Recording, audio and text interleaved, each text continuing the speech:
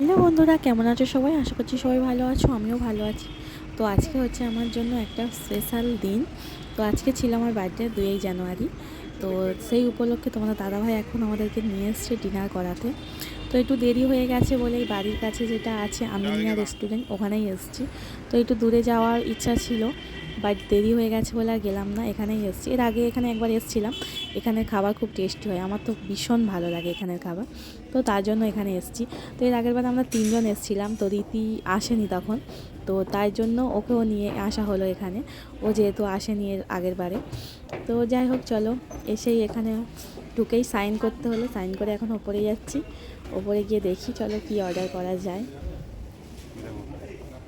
আর তোমরা আমার বার্থডের ভিডিওগুলোতে অনেক অনেক ভালোবাসা দিয়েছো, তার জন্য তোমাদেরকে অনেক অনেক অনেক ভালোবাসা মন থেকে।